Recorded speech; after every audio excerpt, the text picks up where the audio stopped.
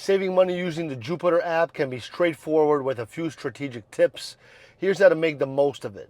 First, set clear savings goals within the app. Jupiter allows you to create specific goals which can help you stay motivated and focus on savings. Take advantage of the app's roundup feature. This automatically rounds up your purchases to the nearest whole number and saves the difference, making saving effortless. Utilize the budgeting tools to track your spending. By understanding where your money goes, you can identify areas to cut back and redirect those funds to your savings. Now, explore the app's savings challenges, which can gamify the savings process and encourage you to save more over time. Consider automating transfers to your savings account.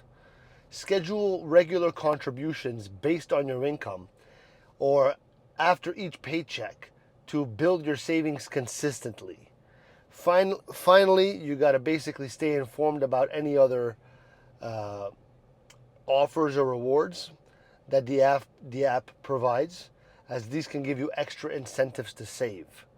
By implementing these strategies, you can effectively maximize your savings using the Jupiter app.